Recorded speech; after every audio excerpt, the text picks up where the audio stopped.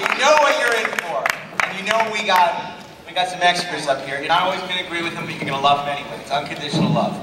And I want to tell you about who is our panel of I'm really glad that you people, incidentally, have decided that we're better looking than Sarah Michelle Gellar.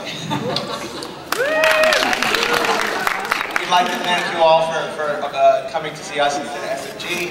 And she's not signing autographs, they will, so you're much better off here. But she'll be here later because I am engaged to her. Actually. Anyway, starting on our left-hand side, alienologist number 1. He's as well-versed in the art of the alien as he is in the starship. And Mr. Darren Doctorman. Darren, of course, veteran of numerous production illustrator, graphic designer, and we're thrilled to have him with us today. Even though this might be on. Hence on. And now it's on. And just because I do graphic design occasionally for a living, please don't hate me for the horrible little alien Armageddon sign that I just had to put together in the last 20 minutes. Using lipstick and pencil. He will be known henceforth as the MacGyver Doctor. Also twigs. Next to him, our AV geek, as well as editor, director, and a man who can turn on a microphone as well as many women around the world, Mr. Director of Free Enterprise, the producer of numerous special editions like Usual Suspects, X-Men 1.5, X-Men 2, the list goes on and on. Robert Meyer, Tron. Tron.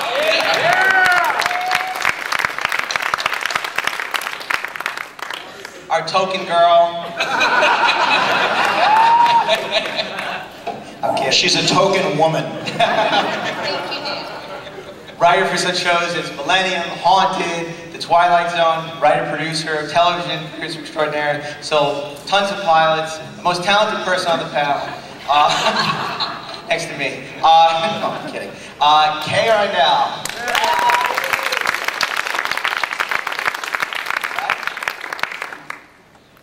And his latest writing assignment is for The Batman. And Steve is the king of Saturday morning animation, whatever it may be during the week. He's worked on such shows as Men in Black, X-Men, was the writer and producer of the short, the acclaimed award-winning short, Sticky Fingers. Steve Melchik.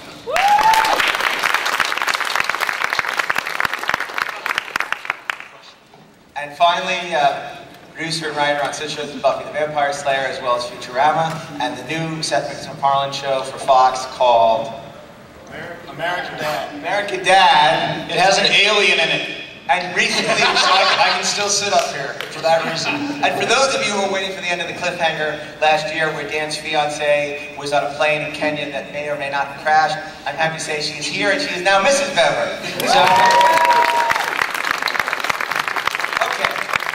For those of you who don't know how this works, the idea is we have a randomly selected, highly experimented and tested group of aliens that will compete for the title of Alien Armageddon.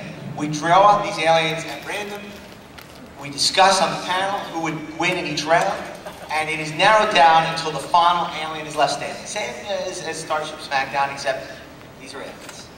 I gotta tell you something. This year we tried something completely new. None of us know who the aliens are, except for this man. We discussed them amongst ourselves, but we did not agree as to who the contestants would be. You forgot to introduce our card girl. I'm getting to her. Okay. She's doing the whole thing. I mean, I'm setting up how the game is played, and then we say Vanna White, you know, the whole thing. See, this is what happens when you don't discuss in advance how the show will work. Anyway, Darren has selected based on all our input the aliens that will compete in the tournament, and we will then randomly draw them and discuss and argue, and if there is an impasse, we go to the audience for their input as well. Now, the person that will be displaying these aliens on the board for your inspection, you're welcome to come up or examine the aliens. You can't examine the card, you can examine the aliens, is our card girl, our lovely card girl returning for the 4th year, Kara Metzger. So without any further ado, we're going to find our first, well thank you, is this for me? Our first aliens of the day, our first catch of the day, unless that line has been changed. Okay. Well, it's only appropriate that we begin with maybe perhaps the most iconic alien of all time, probably the most creative name for an alien of all time, the alien from Alien. Completely random. The alien from Alien. Out for one of the great. Come on, the alien. Get the party started. Come on. Whoever wins, we all win. We're all winners here. Okay, the alien versus. That would be funny if it was Predator, but you know what? It ain't. This is a good contest. It's a good matchup. I'm really glad to see you, Darren. This is the Warrior Bug from Starship Troopers. Dun, dun. Would you like to know more? You're about to. Darren. Yes, hi. Good afternoon. The alien versus the warrior bug. Well, apart from the big size differential. Are we talking Alien Queen or are we talking Alien? No, this is a warrior alien. Warrior Alien. The first one. All right. First movie. Wimp. Does he have the smooth head or the spiny head? He has a smooth head. Smooth head. Because he's just a youngster. He hasn't developed his spine yet. You know, I think the warrior bug would pretty much rip him apart and then be scalded by acid. So I'm thinking the warrior bug would pretty much take him. Robert Ed. Well, everyone knows my shtick, and I want to point out that the Starship Troopers bug penetrated Dina Meyer. But the alien penetrated everyone on the Nostromo. And if you notice, in the Narcissus, the alien did not come out until Sigourney Weaver was in her panties. So they're both my kind of bugs. Didn't Sigourney Weaver actually sleep with an alien resurrection? Yeah, but we're not talking about that alien. Okay, That's a whole, wrong. that wasn't really her, it was her clone.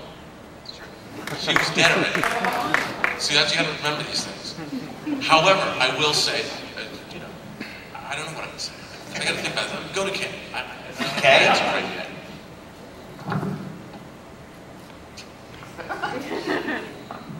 Darren makes some very persuasive points. They're very different aliens, because the warrior bug is more of a, I'm going to come at you alien. And the alien is more of a, I'm just going to kind of hang out here until you walk into the room alien. So I got to go for the more aggressive warrior bug. You know, Steve, perhaps you'd like to discuss the flatulence problem of the Starship Troopers alien bug, which... Did the alien warrior bug have a flatulence problem, or was that what's that thing called, the plasma bug? I don't know if I should disqualify myself from this round, because I wrote an episode of the Starship Troopers animated series. So I might be prejudiced. You're not disqualified, it's animated. Okay. But they're both It's not a real alien. It's not a real bug. It's only a cartoon. Now, to kill a Starship Troopers warrior bug, don't you have to hit the, what do they call it, the brain stem? The central plexus. Aim for the brain stem. Aim for the brain stem. That's a pretty small target. According to Doogie Howser, at least. Yeah. And the Starship Troopers bug also has a lot more pincers and Pointy and things that it can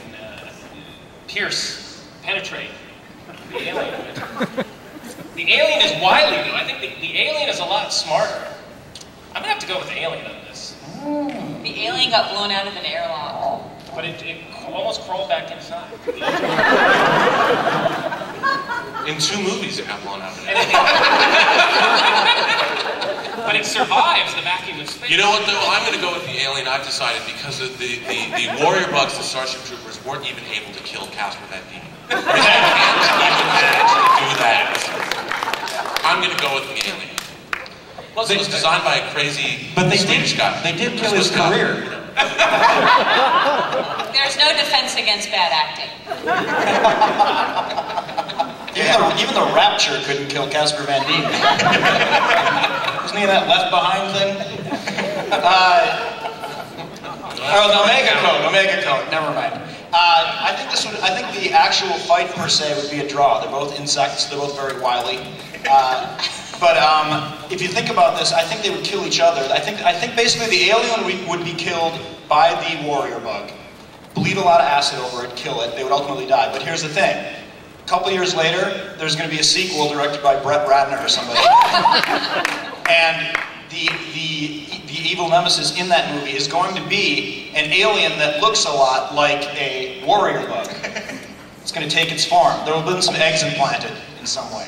So ultimately, the alien species is the victor in this one, and so I say alien. Okay. Well, let's see here. I want to take this put it to a vote. Darren? Warrior. Warrior from Starship Troopers. Robert? Alien from Alien. Okay, we have 1 for Starship Troopers, 1 for him. Warrior bug. 2 for Starship Troopers, 1 for him. Alien from Alien. Now, where were we? Alien wins. The alien wins. Yeah, the alien wins this one. Would you like to say anything about that? And how would you have voted? Even though your vote Alien. counts for naught. No, alien. I said alien. Okay. You're not listening. The problem is, The alien is victorious to fight another day in our arena of death. the only problem is the alien chased after the same chick for like We're 200 done. years. We're done. We're moving on. Okay, save it for the next. MoveOn.org, Rob. Can I have the name? Sounds like my high Can school. I have the name tags? Do I have to? No, the name tags. Oh, the name. 'Cause I want to bring it back tag. so that we can randomize it again. Randomize. Beyond your imagination. Okay. Our next 2 combatants in round 1 of Alien Armageddon are. I don't know. Klaatu from The Day the Earth Stood Still. Don't get me wrong, I like Michael Rennie, I like Klaatu. I just don't know if I'm gonna get Great hair. I know. Yeah, Yes, but he doesn't have a Gort. Gort. But this isn't Gort. He doesn't have Gort with him. I want to point out that Gort did win the robot. Gort's kicking back somewhere else. He beat Mechagodzilla in the final round. Okay, so Klaatu versus Security Officer Worf.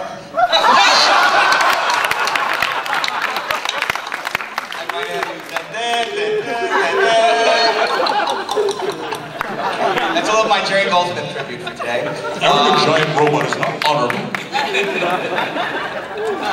Derek. We're starting with me again? Okay. You know, Klaatu works for peace in the universe. And although Mr. Worf is a softy Federation jerk now, he was Klingon once. But I think that his constant indoctrination into the do-nothing world of the next generation would make him impotent against the machinations of a super race of beings that Klaatu comes from. That doesn't have his robot. That doesn't have his robot. We're clear on that, right? Okay. Oh yeah, there's no robot. I want to point out that Rob may have a bias against Klingons because you've always hated the Klingons. But the reason is we were once at a convention, we were guests at a convention, the Klingons threw us out of our own panel. So, But I want to point something out. Let's look at what Worf got a piece of throughout the history of Star Trek. We had Deanna Troi, if you want to look at that way. We've got Jadzia Dax, Ezri on that one episode. So that is at least 3 hot chicks. Klaatu only carries around that device, whatever that may be. I know it's a cure for cancer. Or so he says. This isn't device smackdown, though. Yes, but I think that Worf is just a much more fun person to hang around with, and he does a lot more interesting things. Klaatu is a stuffy. He's just he's boring. He's a bore. You can't go to a nightclub with him. I vote for Worf. okay, is that even relevant to this conversation?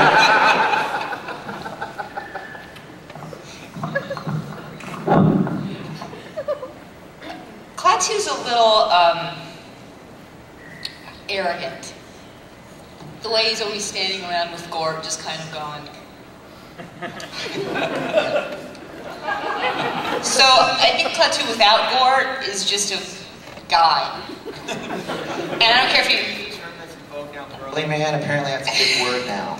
No, he's not a girly man. He's just a guy. And He did not nail Patricia Neal. Wasn't it Patricia Neal? Yes, it was. He had Patricia Neal that whole movie and did nothing. Did nothing with her. because he was all about Gort. I think you Because I think if you're hitting them together, he's going to fight with the cure for cancer? No. Worf is just going to one good karate chop to the neck and Klaatu falls to the ground. So I would say Worf. Yeah, exactly. I And mean, he gets to take Jetty home. yeah. And Gordon. Well, it depends on what part of the continuity of the Star Trek. One for Didn't there any continuity left in the Star Trek universe? I'm just wondering about that. That's a whole nother thing. There's certainly none left in the Star Wars universe, so what do we care? Didn't Klaatu take a bullet? Yeah, And he was kind of whiny about it. He went back to the spaceship yeah, and he nearly died without Gord. without Gordon. Worf can take a beating. I think we've seen that time. Worf broke his back. Well, yeah, he had a new spine implanted. A whole new spine. And, I think maybe he could have used a bigger one. But he's got his back left. I mean, that's pretty standard issue. He's got what were those twin knives he had? Those are the twin Klingon knives. Twin Tatang. Tatang. He doesn't need a The phaser. Patang. I mean, he's going to go up and do one of those, palms to the face, drive that bone right up into Klaatu's brain. He's good. And Worf has better hair. Michael Rennie used that weird, Klaatu used that weird Not first season. brill cream from the 50s. Never worked. Worf would definitely win this fight, but I just have to point out that it would involve a drawn-out lesson learned involving apologizing to Wesley, and the whole thing would be really insufferable. I would point out to you that Michael Rennie, Klaatu, had to sneak out of the house when Patricia Neal wouldn't see him. He skulks out in the dark to go to his spaceship, and Worf would just break down the door and walk right out. He doesn't need to skulk around. But that was also the problem with Klaatu. He's sneaking out of the house when Patricia Neal's in the house. Why would you want to leave? Let's take a vote. Dan, Worf. Worf. Worf. Worf. Worf. Klaatu Barada next. Okay. The Worf name- moves on to round two. Mark, can I have the names again? You certainly Thank may. you. And such beautiful calligraphy. Okay. Now, our next contestants in round one will be my hangover. Chewbacca. Is he on his way home for Life Day? Okay, that's good for us of your time. Chewbacca versus. This is very serious, You're taking this. Please don't make fun. No need to be mean. There's no need to be mean. Versus Victor Navorsky from the terminal.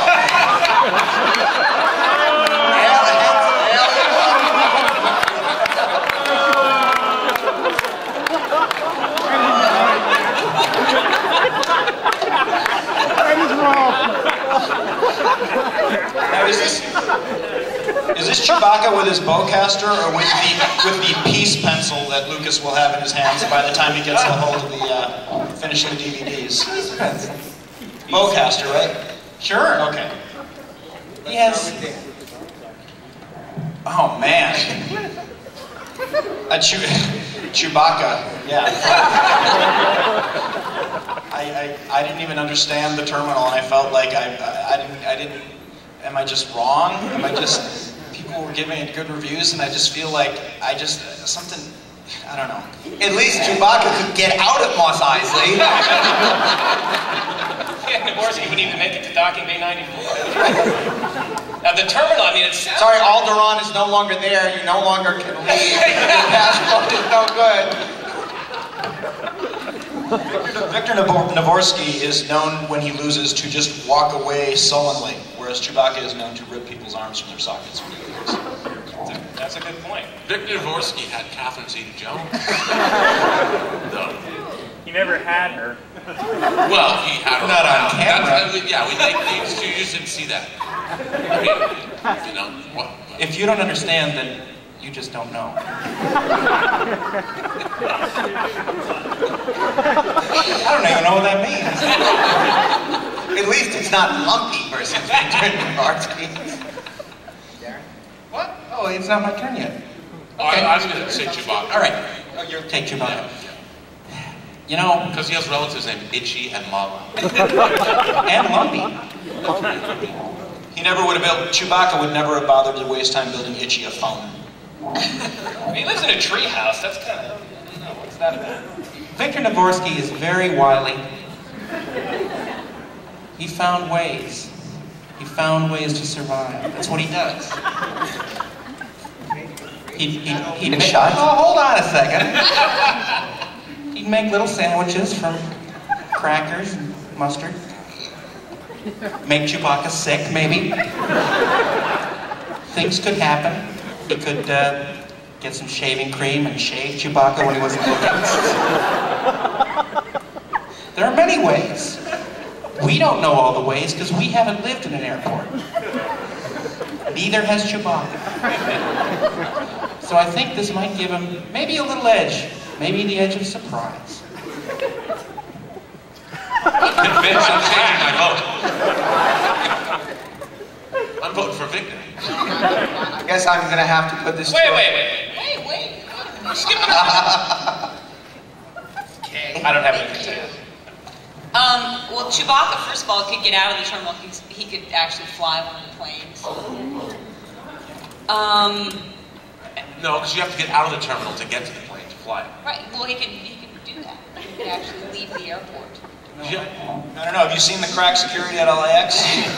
I think they prevent him from getting on that plane. I think there would be a moment where Chewbacca was kind of put off by those Valky on the Hudson accent. Something we ought to know. But then he would rip Victor's arms out of their sockets.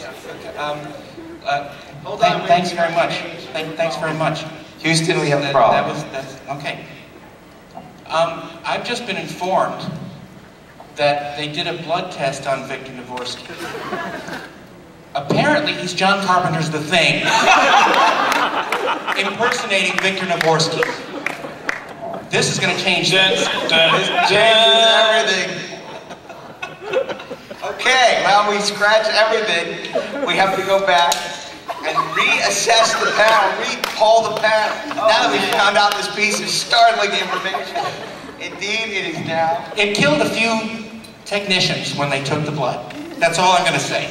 Chewbacca versus The Thing, and not James Arness's walking carrot, but The Thing from John Carpenter's. There was tentacles everywhere. So it's Chewbacca now versus the thing? So Chewie, like, rip Victor's head off and it would sprout spider legs? Yeah. What happens if Chewie had to fight Wilford Brimley?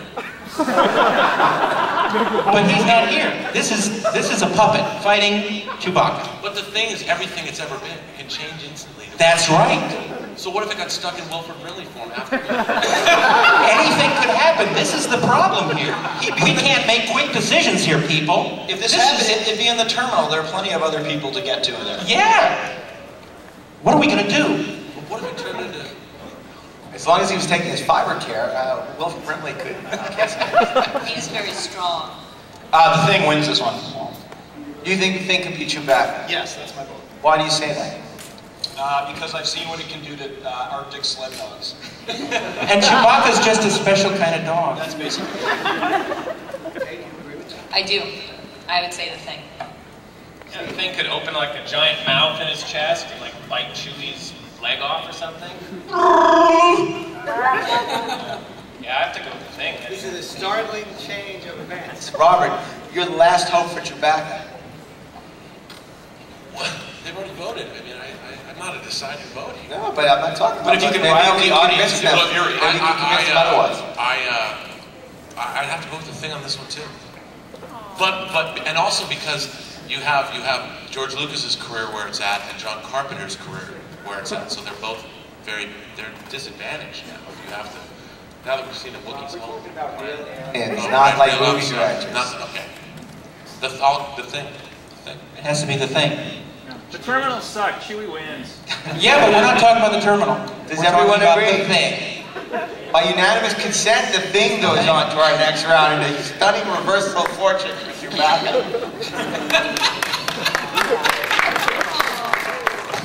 That's sad. Okay.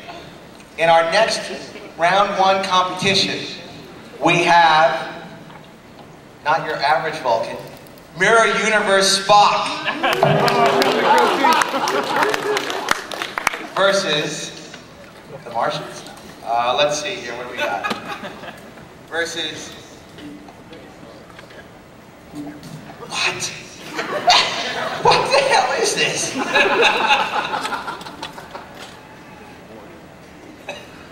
You may know them as the Cantina Band. It's Figure and Dan and the Modal Notes. Yeah, okay. Let me point out that I'm not such a big geek that I knew the name of the Cantina Band. Okay, so I apologize. Fergan Don and the Modal Nodes? Yeah. Versus Mirror Universe Spock. I really should have gone on vacation this week. Okay. Well, Dan? Mirror Universe Spock would take one of their jizz whalers. That is what it's called. I'm not just being filthy. I think I actually wrote that entry for Steve Sanfleet's encyclopedia. If you look up jizz whaler, I think I wrote the definition. Yeah, you know, I really don't even think Mirror Universe Spock is an alien. He's not even really a Mirror Universe alien. I don't think anything with a goatee gets to be an alien necessarily. Aliens are supposed to be like spitting acid and having claws and brr. They're not supposed to be. We're not exactly sure what the powers of the Mirror Universe Spock are. Well, if our universe Spock plays a harp, he probably plays a mean electric guitar. He would join the Cantina Band and hit the road. Well, there's no Vulcan death grip in our universe. Perhaps in the Mirror Universe they do have a Vulcan death grip. Well, at the very least, Spock would talk to them, distract them, and give them a neck pinch, and knock them out, and there would be horrible sounds from these instruments still going, and going, and going. One by one as they're knocked off. Like one at a time. Steve Nelson. The Spock and instrumentation Modal theme Notes sounds pretty good. Spock. So it's all five Yes, modal nodes against one Mirror Universe Spock. that's correct. But do we know anything? Has there been a Tales of the Modal Nodes? Maybe they're like bears. They're not. Are they like Buckaroo Banzai and the Hong Kong Cavaliers? Maybe they can kick ass. They had some dealings involving smuggling and they helped out a little girl or something. I don't know. You know, if they're playing the Cantina, which is a pretty rough place, they probably can take care of themselves. That's a good point. You know, otherwise aliens are coming in, they're taking their money all the time. And who knows, there may be 20 of them in the special edition. Whereas Dr. Spock has very little real life experience. Mister. Yes, but you know what though? See, I said that just because I wanted people to freak out. I'm really kind of frankly disappointed in you people that you didn't tell. The Mirror Spock has the Tantalus device. He can just make the modal nodes disappear In one. every revolution, there's one man with a vision. Kill the modal nodes, and you could win the alien Armageddon. Mirror Spock was gifted with the device from our Kirk, who told him about it, and could make the modal nodes disappear from rooms away. But He not, wouldn't even have to go into the cantina. but not before they would drive him insane with their relentless dinner jazz. Well, I'm disappointed. I would think that at least the Mirror Spock could have had the Mirror Drill Ireland, which would have allowed him to triumph over the Cantina Band, which were But the Cantina Band has the Tanika sisters. Spare us, wrap it up, we're dying. You don't tell us what to do. But I haven't even gotten to my obscure joke about Arista Records. I think this one is an easy one, but let's hear what our jury has to say. Out of pure spite and the fact that I'm sick of Star Trek, the original series, I'm voting for the modal nodes. I gotta Because I know it ultimately won't matter. You know, I'm going to go with the modal nodes. I think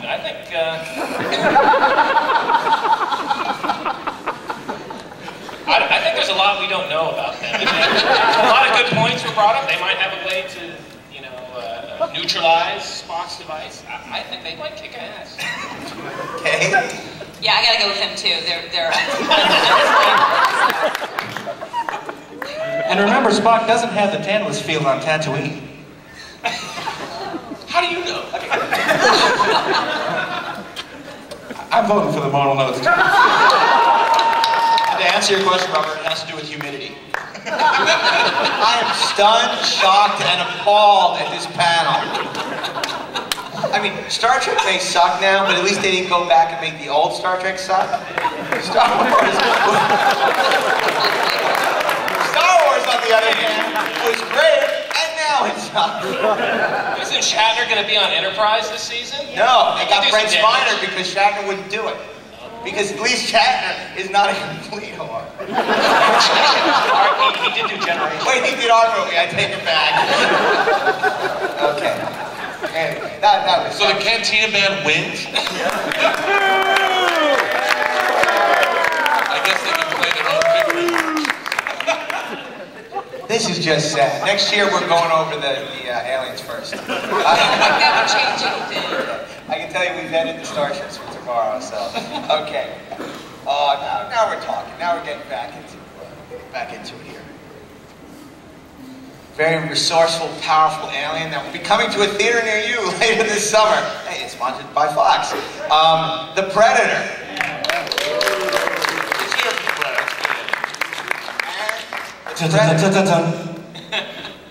We'll be fighting against, we can only hope it's... And it's not Arnold Schwarzenegger. Well, no, because Arnold is not an alien. Well, Yes, he is. Actually, technically. Be fighting. Oh, God, it never stops. This is just painful. The Predator. You know Alien versus Predator, but have you ever dreamed of Alf versus Predator?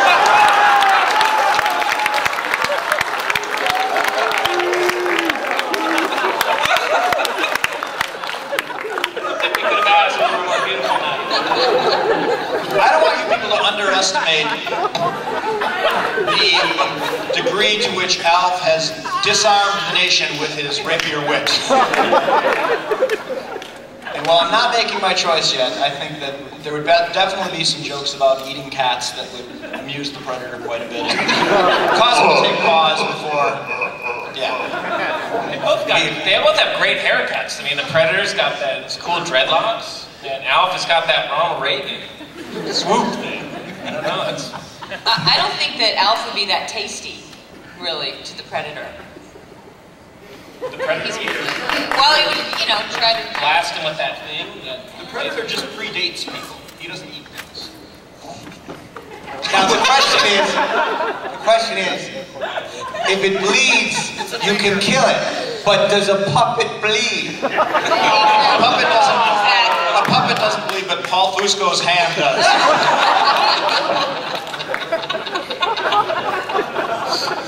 I mean, Alf is material. You can just sew them back together. Yeah, but he can't sew himself back together. But the Predator can sew himself back It's together. not Alf and his seamstress.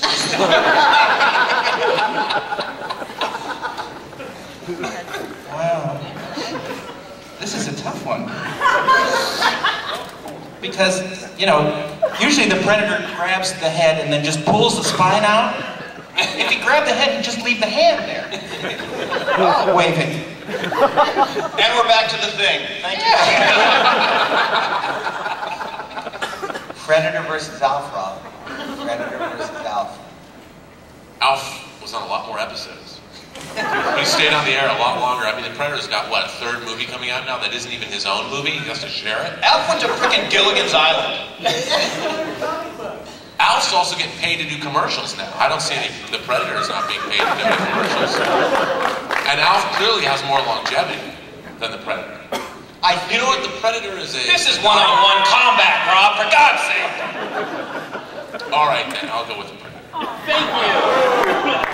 But that's such the easy answer, isn't it? I mean, don't we want to see underdogs? And he is some kind of a dog, right? Why do you he's an underdog? He does chase cats. Let me put this in terms of He's also a Predator. Okay? It's like in games of Triskaelion. These aliens have been summoned by the providers into an arena of death to fight. They have no TV shows, no comic, no licensing. They are wearing the little things around their necks and they have to fight to the death. So you have Alf, and you have... the little things around their necks. Oh, okay. We've heard the Predator laugh, and Alf is funny. So if they're in an arena together, Alf could crack jokes and give the predator the joy that he's missing in his life. He might change his ways, and he might not fight. And Alf is unarmed, and predators don't attack things that are unarmed.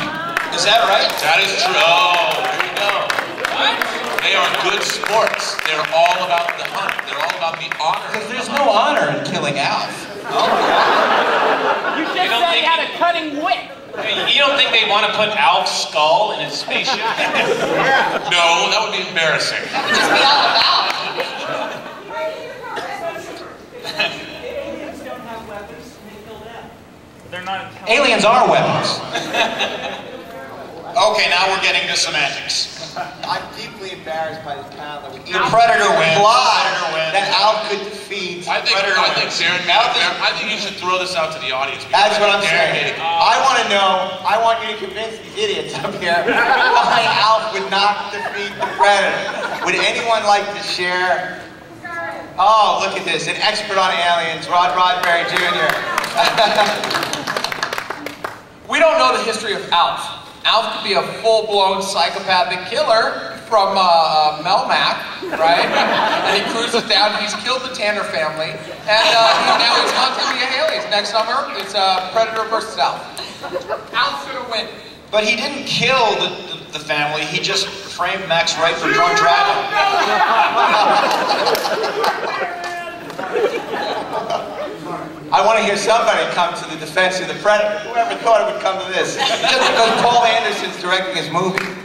Why don't we just cut to the chase and give the award to the alien of the imagination to take a break for dinner?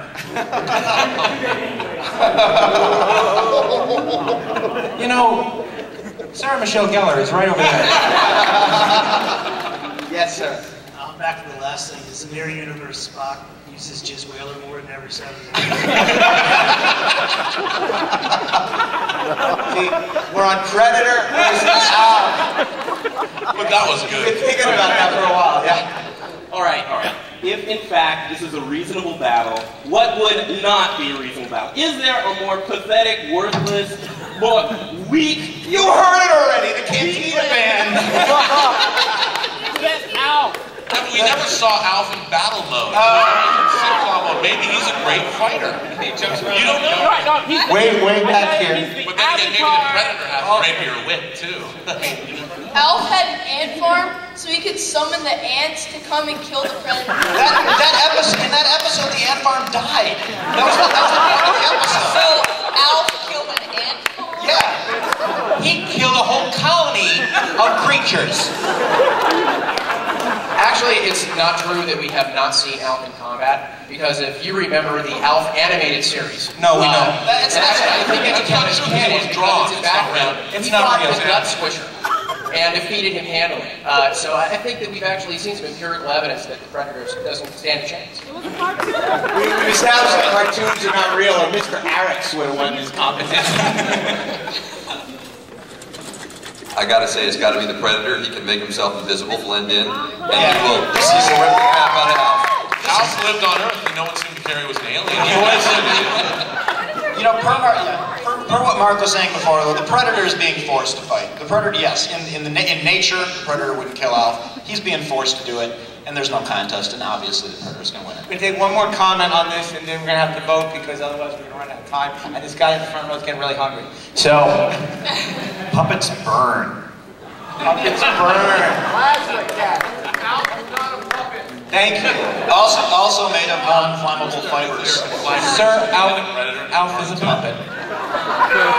Predator! Panel. Predator. Predator. Alf. Predator. Going on to the next round. It's the Predator. We don't have a name for It was a good fight though. Alf went down fighting. Still, in round one, he was bound to show up sometime. Unfortunately, he's found his way to San Diego, if not home. Don't lead us on. E.T. versus, thank God the Cantina Band is on with. The Martian from War of the Worlds. He really lived a little life, you know? Both of them susceptible to Earth from War of germs. the Worlds. Yeah, that's true. They both just get sick, wouldn't they? But E.T. would come back to life. You're lucky we're so damn esoteric we could have made it Botanicus. That's right. Botanicus, of course, is E.T.'s teacher. Yes. Botanicus is in a storeroom somewhere now that they tore down that ride at Universal. Botanicus is on eBay. If E.T. had the power to heal his whole home green planet, why'd they leave him on Earth? If he's this big wingding, what the hell? Yes, but... That's just silly. It was an accident. It was an accident. Like those people in open water. Okay, you know... E.T. has no chance. I mean, the Martians have these huge... E.T. can make bicycles fly. The Martians can't. Yeah, but he can't make himself fly to fly up to the ship when it's leaving. E.T. can You ever turn think about guns that? into Yeah. walkie-talkies. Just want to point that out.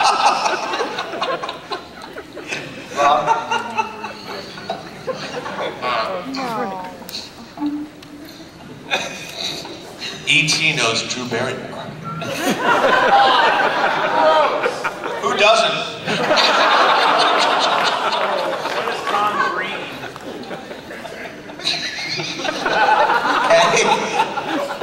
That planet that E.T. came from was like the drug planet. So I think there would be something there that he could take To make him stronger? to make him stronger. And, Like spinach? There was some serious mushroom action going on that planet. So Let me ask Steve a question. I gotta know. Could E.T. just sneeze on the Martians from War of the Worlds? But he die? E.T. got sick too. I mean, But that was more because he was cold. yeah. He was lying there with a raccoon gnawing on his arm. Even if he does get sick, he's proven time and time again that he's able to rise from the dead. and he also has a theme song sung by Neil Diamond. That's true. That's true. And you know what? E.T. has one thing that the Martians will never have. Love. That's right. The love of Henry Thomas. And I can tell you, that's a wonderful love to have.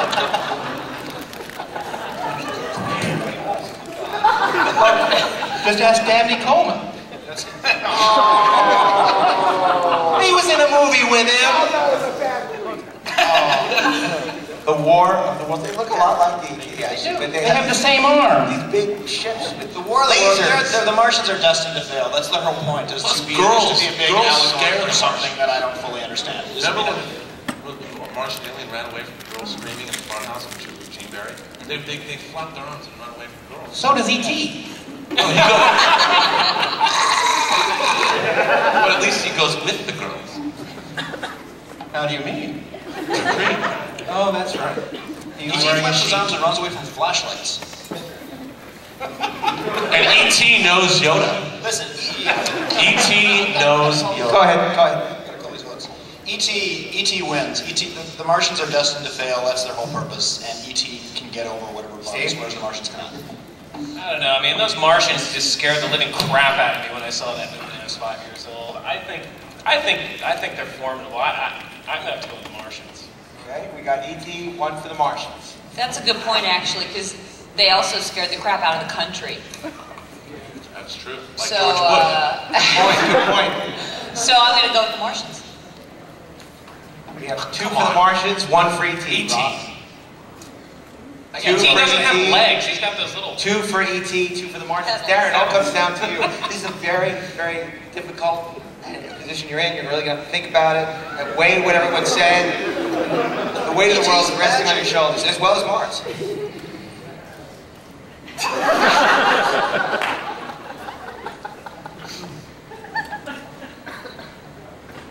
E.T. And the victor going to the next round is E.T. I agree. Okay. So, our next aliens in the first round, which we're almost done with the first round, we have From V, Diana. Oh! Now you basically are there in her beautiful Jane Badler form. But Well, we know who Rob is voting for. Underneath are the lizards. And she will be fighting against the Imperious leader from Battlestar Galactica. Is the Imperious leader versus Diana from V. They could almost be from the same planet. Steve, would you like to elaborate on that? Well, they're both reptilian creatures. One of them's better dressed than the other. Yes, but which one? The Imperious leader's got those lovely diaphanous robes. He's also got a very, very tall chair. Did he ever leave that chair? Ever? No, he did. Yes, he did. He did. He came down to that planet. That was the episode of The Living Legend, in which he visited the outer capital. That's correct. He was walking around, or puppeted around. Yeah. I come down here to be empowered by being a geek, and right now I'm just feeling kind of sick of it all. Robert. Diana wins because I've seen her move, and I've seen her what she can do to a guinea pig, and I think that the Imperious leader has about that sort of demeanor about himself. Rob, I'm sure you can elaborate on that. I love what she does to a guinea pig. She wins from my book. The guinea pig is not a metaphor for anything. It's just a guinea pig. Well, that's what you think. In my universe. Darren? The Imperious leader is an Imperious leader, and he leads a bunch of Cylons. Imperious? Yeah. He's their sovereign liege. So he has power. And what's more attractive than power? And what does Diana want? She wants power. She doesn't have it yet. So I think she would be fouled up by her lust for glory and power, and therefore would fail. And did Count Ibley ever appear as Diana from V? No, he showed up as the Imperious leader. Diana survived. And Diana can lose her face occasionally, which is not good for anybody. So I'm gonna have to go with the Imperious leader. Diana survived for an entire television series after the initial miniseries, whereas Battlestar Galactica only came around for Battlestar. Does anybody have any strong feelings about this, perhaps? Because it seems the panel Hey. is somewhat... Well, the Imperious leader, as Darren pointed out, leaves. So now he's by himself. He has to fight. And he can't even find the damn Galactica. That's true. It's the only thing he's got to do, and he can't even find it. And they eventually find Earth. So I gotta say Diana easily. I have to disagree. Imperious leader has 3 brains. Well, then why is he so stupid? He's got all the Cylons to do his bit. It's not his fault they're all dumb. They changed him from reptiles to robots when they went to the series. Is that his fault? No. The Imperious leader doesn't have any women in his entire empire.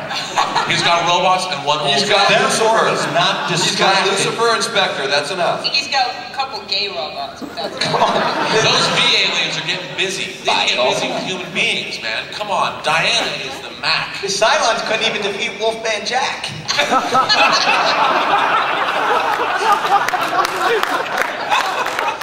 Now, I gotta tell you, if you get a Galactica 1980 reference, you're sick. That's really sad. That's as sad as the fact I made it. Okay, let's take a final vote. Diana. Oh, sorry.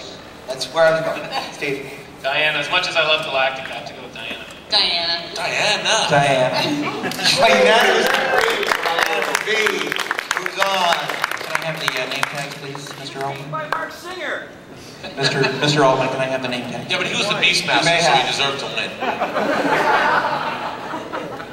We're down to our last 2 in round 1, in which they will then move on to round 2. So We actually have, the 2 pairings. The We have last 4 2 more. pairings, absolutely.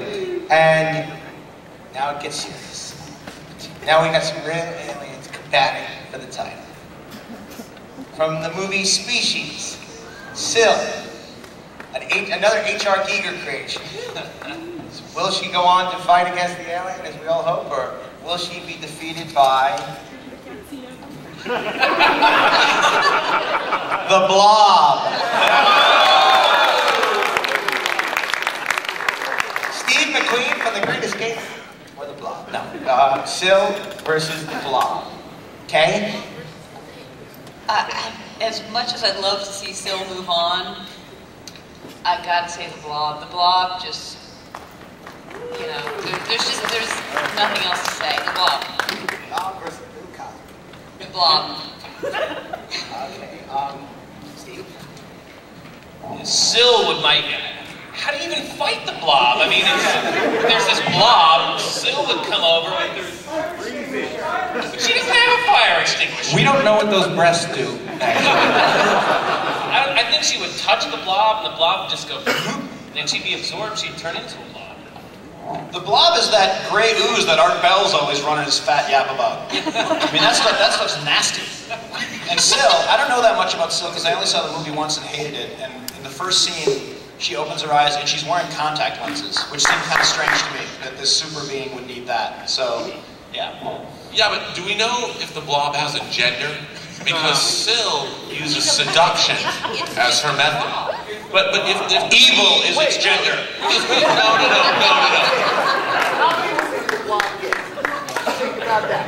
The thing is, Sil's powers of seduction might in fact work on the Blob. No one ever tried to talk to the Blob. You know, no one ever tried to reason with the Blob, so maybe the Blob is just somebody who's waiting, or a thing that's just waiting for the right woman to come along. Evil Sil could be that woman. Rob, evil smuckers cannot be enticed. I think you're being an alienist. You're just not allowing a lot of diversity into you. You can't reason with it. You can't seduce it. You can't put it on a plate. It crawls through walls. It slides and glides across the floor and through the door. Beware of the Blob. Starting with you, I assume your vote is... I gotta vote for the Blob. Yeah. Rob. Okay, I'll do it. Blob. It's no contest. Blob. The Blob. Sorry, Sil. Was Sil beaten by... We'll find out, won't we? That's why we're still here. We'll find out if the Blob will, in fact, be our victor in the Alien Armageddon. And the last competition of round 1 is the Independence Day Alien in exoskeleton. Independence Day Alien in exoskeleton versus...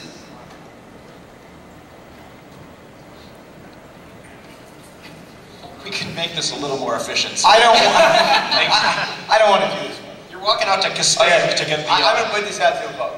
Right now, I hope this is a good one. It says, the Dragon's Domain car wash monster from Space 1999. What the hell is that? I think that, by the way, is the scariest alien monster ever I think that's a little bit too esoteric. What is it? Car wash monster. It wasn't born when that show was on the air. Explain it, Bob. Okay, well, in the original first season of Space 1999, if you went in continuity, it would have been the very last episode of the first season. But it is the scariest. It turns people into crispy critters. It sucks them in and spits them out. Like a car wash. And it has big tentacles and a giant gaping eye, and it's I know. I think I get chills thinking about that. I can't argue on this one. I don't know what the hell you're talking about. I would like to ask the audience. I think it should be the Borg, Frank. The Borg? Okay, what does the audience think? Who should find the final alien that we didn't have in the competition? Borg. He watched Space 1999. Yeah. I'm with Rob. That monster, that thing on Space 1999 gave me nightmares. That was the scariest monster ever on television, ever. Except for the Space Amoeba in 1987. Gamera. Oh, I remember it. I was running back and forth with another interesting panel. So Yes, Sarah Michelle Gallerino. Forget it. cartoon's alter ego?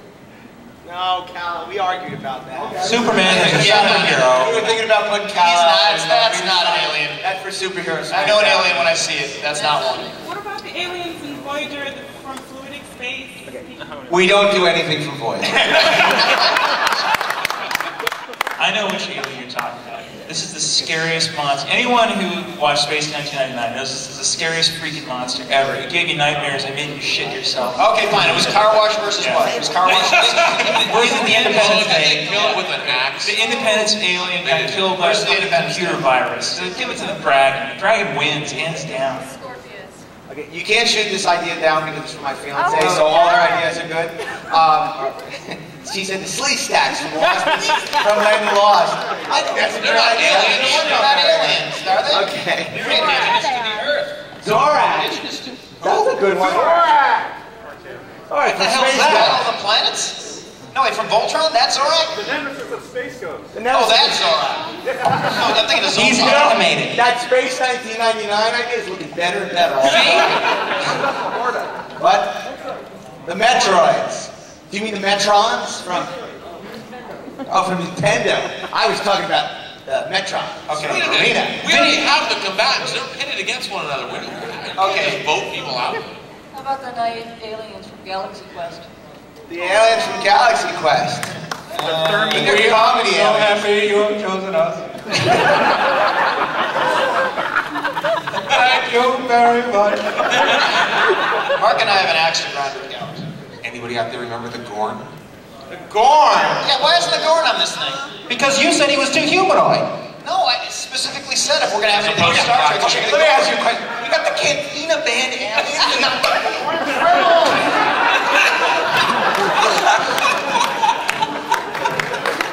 You can shut his mic off, can't you? He heard my sign. Jawa from Star Wars. Yeah, they really kicked R2-D2's ass. There was a little-known movie in the 80s called Explorers, and there were these really nasty, huge green aliens in those. And they talked about germs, and they helped kids on their way, like figuring out. Have you sought help for this? No, this is a great movie. It's a great movie. They had the substance dreams were made of. What are they called? They're called the Space 1999 Car Wash aliens. Hey, moderator. I'm making the call. It's going to be the Space 1999 Car Wash aliens. Space 1999, the year is 2004. I haven't heard anything from that car wash monster for 24 years. I have to assume that it's dead. So. You haven't been in space. That's...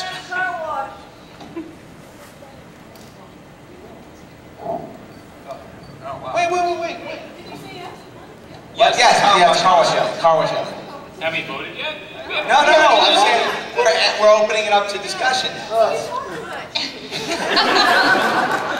Car, you're fucked. Okay. Robert, Car Wash. You're the only one who's ever heard It's of actually, it. the episode's called Dragon's Domain, so let's just call it The Dragon. Okay. And it wins. The dragon, with all its tentacles, there's many more than just 4, which the Independence Day guys have. They were defeated by a power boat. Do we have to go over it again? It could reach in, open up the little clamshell there, take out the little stupid rubber alien, and beat it like this. And then shove it in the car wash and spit it out as a crispy critter. I don't even know what this freaking car wash thing looks like, so I'm going to go for the other one. Show her the picture. Well, there's a picture of it right here. Why don't the judges examine Well, the Kay's evidence? examining the picture. Steve, perhaps you'd like to talk about it. We know it's scary. As I said, this thing gave me nightmares, man. The thought of being dragged alive into that, like, flaming maw and digested alive and spit out as like a husk. It looks really, really lame. That's the BBC. I mean,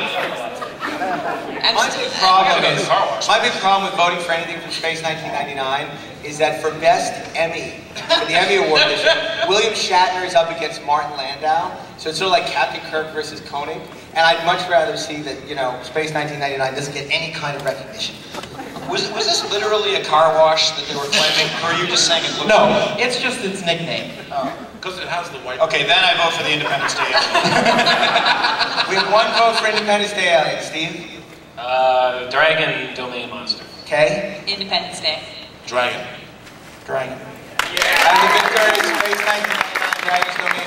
We're going to round 2 now. And this is why this is fun. All of you who have not seen Dragon's Domain, that episode of Space 1999, should go downstairs. You're going to go out and watch it now, aren't you? And go buy it, and then you'll be educated. That's what we like to do here. We like to educate and teach. Don't read Crime and Punishment. Watch Space 1999. You can really learn from that. Okay.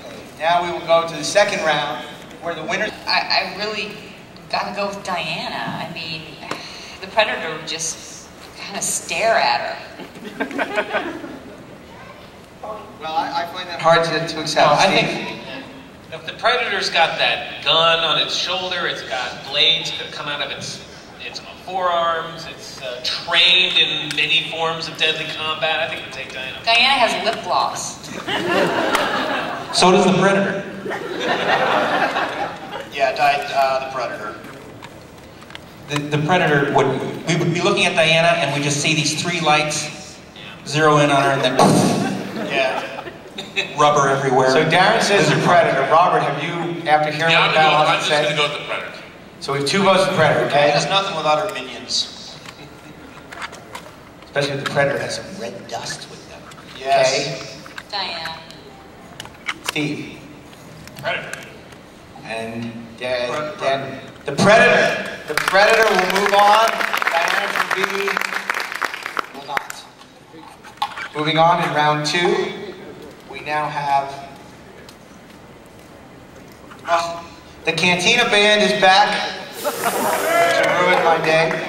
And the Cantina Band will be making beautiful music with the Blob. This will not require much time at all, Darren.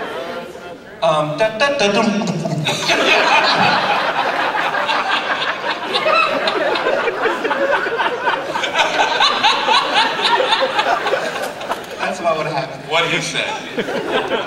Okay? Yeah, and it's going to make the Blob even more annoying, because you'll be hearing that damn song coming Those instruments be sticky.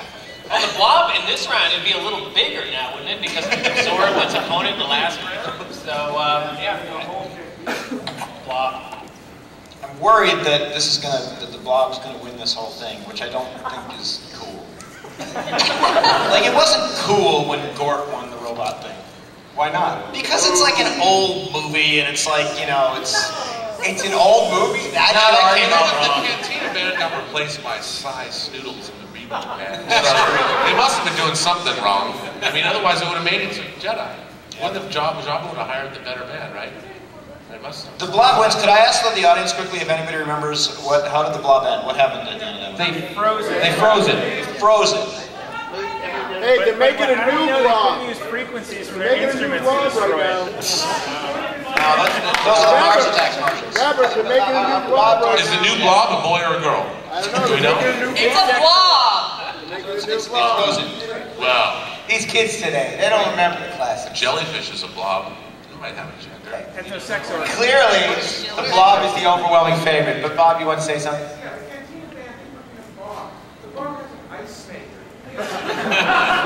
Oh, that's a very good point.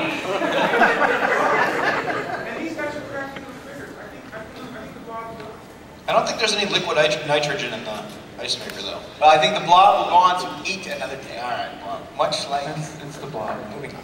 The Blob. Now, in our next round 2 contestants, we have the return of the car wash alien from 1999 versus Please be E.T. Please be E.T. the alien from Alien. Both creatures of the 70s. I think the alien would poke out its giant eye with its tail right off the bat and blind the car wash monster. So just be flailing. Yeah. And make pretty short work of it.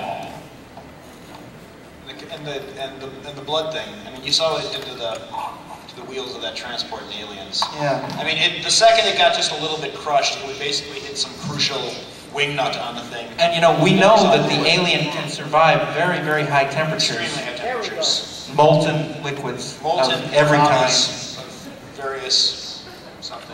that the alien is going to be drawn to whatever that light thing is in the middle of that creature, because it has a habit of being blown out of airlocks. But then its blood would destroy the car wash alien, and then the alien would But be you all know, clean. the car wash alien lives in an airlock. Remember? And therefore is blocking the exit for the airlock. So the alien would not be sucked out into space before killing the dragon. No, he's not going to be sucked out into space, but he's going to be sucked into the car wash alien. Yeah, but you know what the alien... That's how it works, right? No, the alien would have an advantage because... Actually, the term is blown out into space. You don't literally get sucked into space. Regrettably, we're pressed for time, so I'm going to have to poll the jury. Rob would. And we'll have to end this scholarly conversation. Rob. The alien. Alien. Okay. The car wash thing. Alien. Alien. And the alien moves on. Bringing up our next round, in round 2, next contestant in round 2, E.T. back again by not popular demand. I admire the alien's purity. I didn't admire the purity of that car wash thing. And E.T. will be fighting against the Thing, taking the form of Victor Navarsky. Interesting. Interesting. Spielberg's children try to kill each other. Both movies that came out the same summer, correct? E.T. and the Thing? Yes. Yes, it did. Yes, it did. Interesting. And E.T. beat the Thing at the box office wholeheartedly. They'd both be stuck in the airport, probably. Yeah, E.T.'s trying to get home, too. Victor's trying to get to his new home. You don't think the Thing would make quick work of E.T.? The Thing would make quick work of E.T. Thing. Yeah, thing. The Thing. The Thing. Okay, well, you know, coming to the end of round 2, which leaves only Security Officer Worf versus our resurrection. The resurrection round. Now, we introduced that last year in Starship Smackdown. That means you can pick one of the aliens that was eliminated previously or add a new alien. So,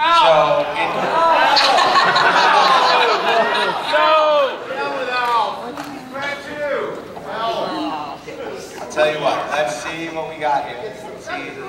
As long as it's not the Cantina Man, I would be happy. Car wash alien. I hold in my hand the Imperious Leader. Take 2. If it bends, it's funny. Let's try this again. We got hands up in the audience. Yeah. Let's see what they have to say. The Warrior Bug from Starship Troopers. Can we do the Gort, please? The Gort? I said Gorn. Oh, the Gorn. Yes. Worf versus the Gorn. Oh. Yes. There you go. Everybody, we got the Gorn. Straight from Cestus 3. Alf will be playing the Gorn. Or Ted Cassidy will be playing Alf. What is the Gorn from? Who asked that? Take her badge away. Let me explain something here. Back in the 60s, there was a TV show called Star Trek. It was in color. In one of the episodes, Captain Kirk, he was the lead in the show. He fought a big lizard creature. He won, but that's not the point. But that's the Gorn. You gotta go more than that. I mean, this is one of them episodes that truly shows Kirk better than Picard. Okay. Every episode works. Starship Captain Smackdown. This is Worf, a Klingon versus Gorn, a Gorn. So, Robert Meyer Burnett. This is a very interesting fight. 2 formidable Star Trek opponents, a century apart.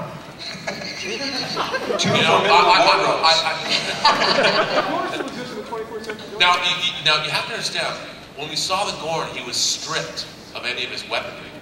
And clearly their technology was superior to Federation technology. Ships were faster, weapons were able to penetrate the shields on Cestus 3. I think Gorn would make short work of Worf if he had all of the technology in his ship available to him. Mr. Worf. Look, you know what? As we've seen, Clint Eastwood knows one shot can take out a bird of prey now. It's, you know, the Gorns, man, they were badass. Kirk had kind of a tough time with the Gorn, and this is Worf we're talking about, so the Gorn.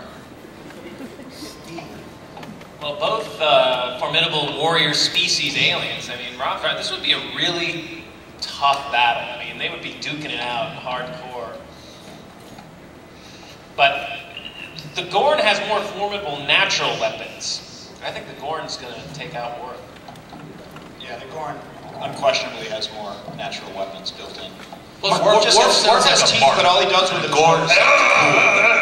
My statement from before regarding Worf's impotence still applies. He wouldn't be able to move as fast. Okay, as our fictional Gorn in our mind.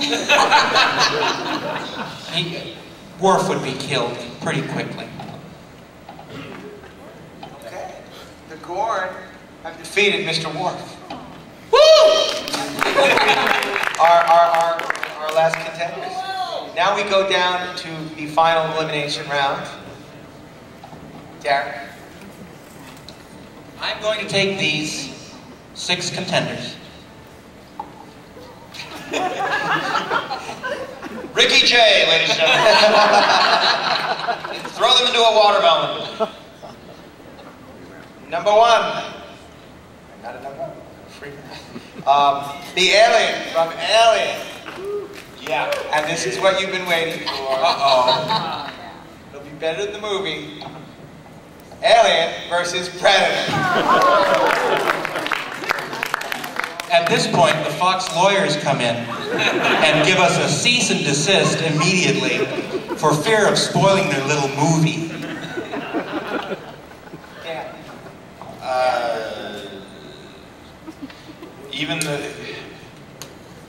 If the Predator exists to hunt things, it seems to me that it's implied that at some point in their past they have been killed by something, because otherwise hunting would not have any meaning to them. Following my logic here? Yes, but the movie's already established that the Predators can kill aliens. It's canon. That's why the whole idea of Alien versus Predator is dumb. We saw in Predator 2 that the Predator already won. The battle's finished. There's an alien skull in the Predator's starship. Yeah, I like it with it. It's Alien versus Predator, not Aliens versus Predator. So they don't even have the numerical advantage. But Alien's really cool and Predator's not. If Winona Ryder can defeat the aliens, couldn't a Predator? No, she didn't defeat him. Alright, The problem with the Predator in this whole thing is that it's a predator. I mean, it's going to win every time. It's kind of boring. Well, it couldn't defeat Danny Glover. And he doesn't seem that hard to defeat. Danny Glover's got some secrets you don't know about, right? But he's getting too old for this. Yes. Starting with Dan Beck. I gotta go for something that has what nature gave it as its weapons versus a guy who outfits himself with ridiculous technology, and go with Alien. Alien. Steve. Up until 5 seconds ago, I was going to go for Predator, but Dan's simple statement moved me so much. I always had a much deeper love for the Alien than for Predator anyway, so I got to go with Alien. What kind of love is that, Steve? I love only a man and an alien. Okay, 2 for Alien, none for Predator. Alien way scarier than Predator, so Alien. Rob. The Predator has already defeated the alien. And already happened. The battle is over. That might have been like an alien in a nursing home. I don't know what the story was with that one. I don't know. I think that question's already been answered as evidenced by Predator 2. Stephen Hopkins' masterful Predator 2. You might have bought it on eBay. Added to the Predator mythos in a way we couldn't just imagine before we went to the theater. Not to mention the Gary Busey mythos. When there's a Predator quadrilogy, call us. Yeah, there's only 2 Predator movies. 2.5 this summer. Yeah, there's 2 good Alien movies, but there's 2 bad ones too, so that's 4. Alien has to win on that basis, just numerically. Yeah. Rob, despite your very cogent argument, Mr. Burnett, I'm afraid you're in the minority, and Alien will go on to defeat the Predator.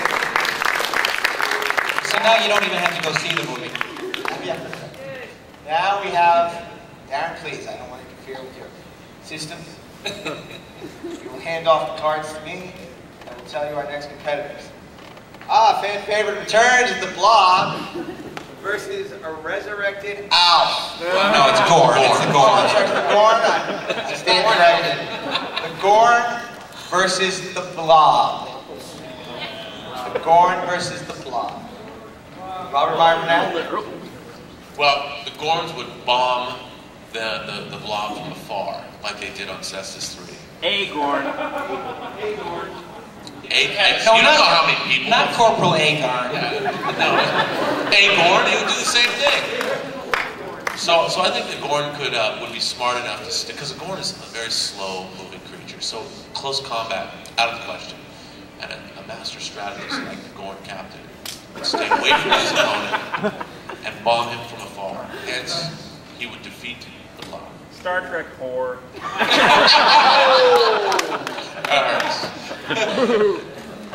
They told him there would be weapons there.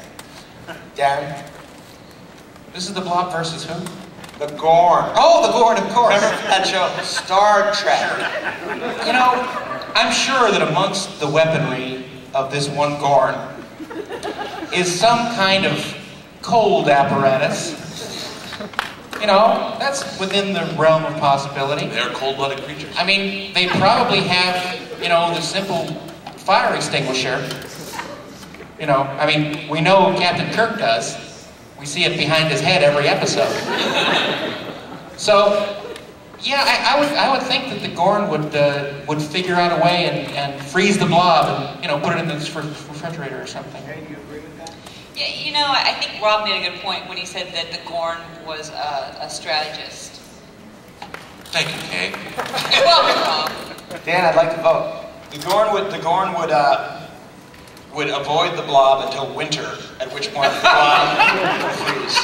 Steve, do you agree with that? So the Gorn. Wow, once again, a stunning argument for David. I never even considered the local weather.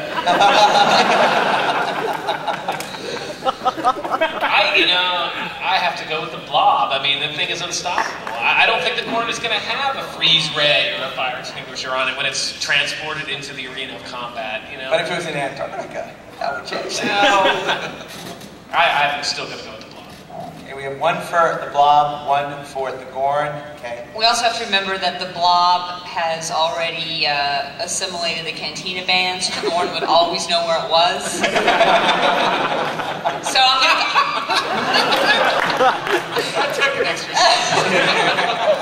to go with the Gorn. 2 for the Gorn, 1 for the Blob.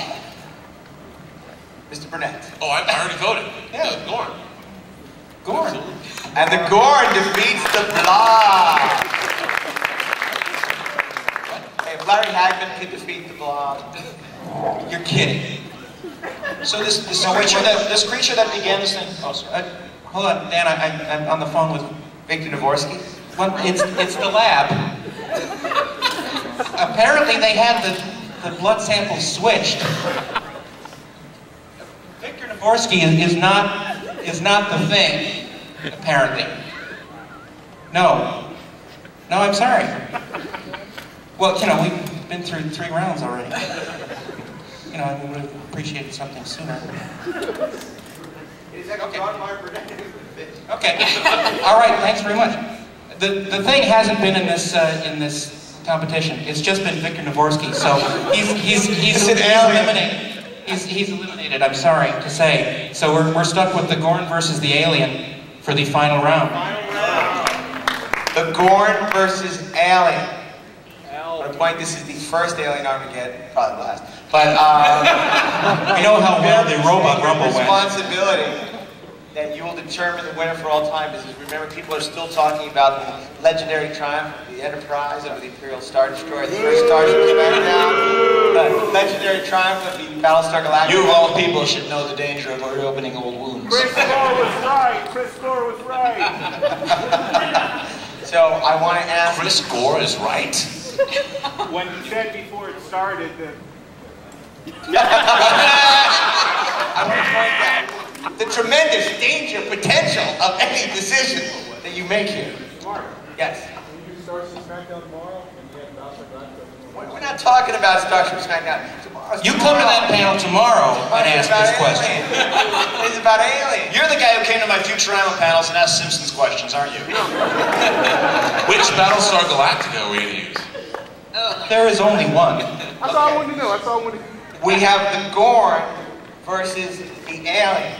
Now, I think the panel has heard their arguments. They've made them, they've thought about it, but perhaps they can be swayed by the audience's extra cogent arguments. So if you have something to say about the alien versus, not Alf, but the Gorn, doing an incredible imitation of Gorn, let us know now, because the vote will be coming up momentarily.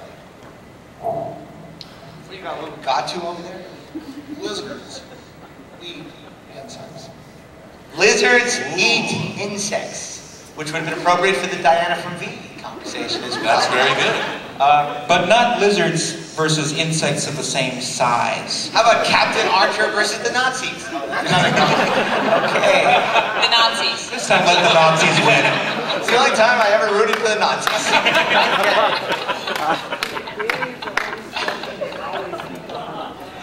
Aliens are always stealthy and sneak up on the bad guys, so the Gorn wouldn't see the alien coming. Okay, good point, good point. Well, so we're not talking about the face huggers or anything like that, because just the alien. Look down and say, what the hell is that? Maybe it's a tasty egg which they like to eat. And instead, he brings up an interesting point. While we are dealing with the alien, if he does come across an alien egg farm, you know, it did kill the space jockey. Perhaps the Gorn would land on an unsuspecting planet, see the eggs, the face hugger would come out, and we have a Gorn alien. Is that an interesting argument this gentleman's making? Call it McFarlane Toys. A Gornlian. Something to think about when we go back. Yeah. Any last comments about this competition? Gorn takes one bite, he's burned by acid, he's toast. We're not saying he comes back to the acid argument. This is not Mike Tyson, it's a Gorn. But you know what? The chemical makeup of the Gorn's skin could render the alien acid in the dirt. We don't know. You know, acid doesn't really have much effect on latex. Wait, he has a question about The Simpsons, Dan. I just want to know what movie playing by, because the last fight was Gorn, you had weapons. So it's just mano now, no weapons? That's what I said. That's what I was just wondering. The Metro, they said there would be weapons. Are there? If they could find them. It doesn't matter if there are weapons, because aliens just doesn't matter. Like we said, look, the alien is a weapon. Weapons are no good against an alien. Didn't William Shatner completely outsmart the board? That was not William Shatner, that was Captain Kirk. William Shatner can't outsmart Robert Downey. That was Captain Kirk. Outsmarted the Gorn. Who has the cooler battle? Okay, we're being told to stop. We gotta stop. Okay, we're gonna have to bring it back to our panel to determine this. So I want to know, has the audience swayed you at all? Let's start with Robert. You know what? I'm going to have to go with the alien. I hate to do it. One vote for the alien over the Gorn. See, he's not a Star Trek boy. Yes, I am. Darren. The alien with its acid for blood and many pointy things on its body would win. That's 2 votes for the alien. The alien could still be defeated if Kay, Steve, and Dan agreed the Gorn would be superior. Kay, this is very important. Should we throw our votes?